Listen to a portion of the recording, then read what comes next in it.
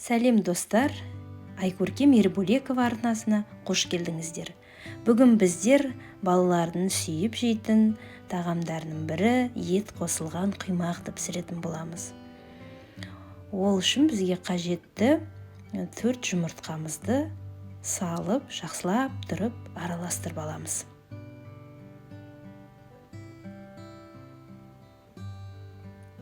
Оған 1 ас қасық шекерімізді, қантымызды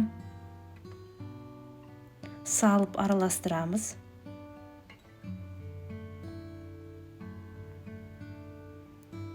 Бір шай қасық немесе жартылай салдым тұзымызды қосамыз.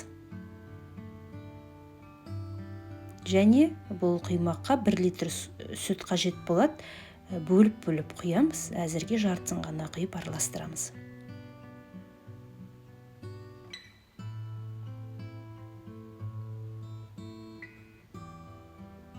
Жақсылап араластырып болғаннан кейін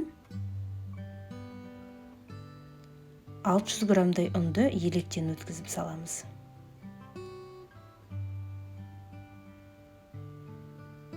Жаймен 1 келікі болғанша қолмен араластырамыз. Жаймен ғана осындай венчиктің көмегімен араластырып, ұнымызды 1 келікі масқа айналу керек. Жаңағы сұйық құрамымен, жаңағы құрғақ құрамды араластырған кезде 1 келікі массы болады. Және осы шай қасықтың ұшына жаймен салып, ас содасын саламыз, жақсылап тұрып араластырамыз.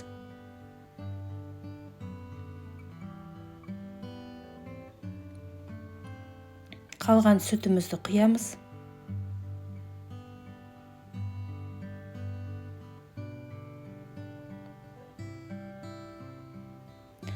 Одан кейін бізге 4 ас қасық сұйық май керек болады.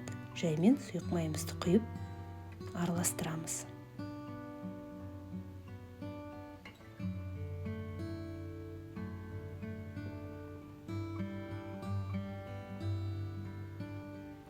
Араластырып, жақсылап тұрып араластырғаннан кейін 5-10 минутқа тұрған абзал. Майы құрамындағы сүті, ұны жақсылап тұрып 1 келікі болып араласады. Оған дейін мен осылай фаршымды дайындап алдым. Қызып тұрған отқа табамызды қойып қыздырып аламыз алдын ала. Одан кейін жаймен құймағымызды құя бастаймыз. Енді табаларыңыз көлеміне қарай құймақтың сұйықтықтың көлемінде сол күйінде аламыз. Құймақ тез піседі. Уақытыңызды көп алмайды, тез қарап, өз уақытында аударып тұрамыз.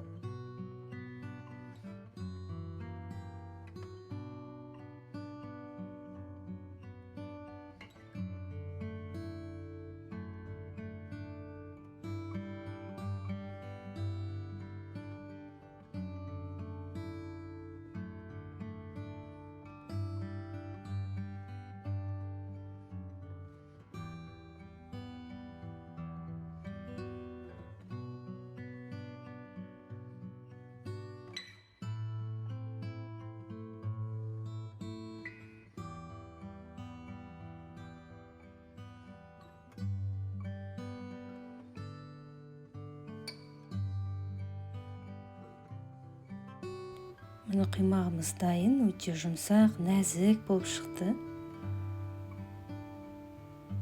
Енді осы құймағымыздың салмасын салып орап, ыстықтай беруге дайындаймыз. мен видеода көрсетілгендей аз мөлшерде салып жаймен ораймыз.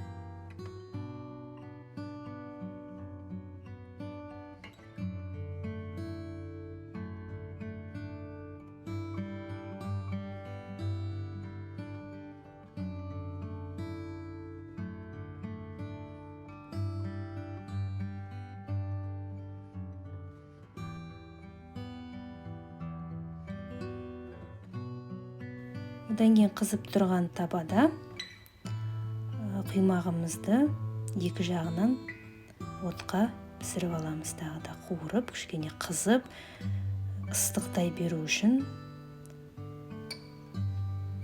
Қараңыздар, қандай керемет. Балалардың сүйіп жейтін тағамдарының бірі.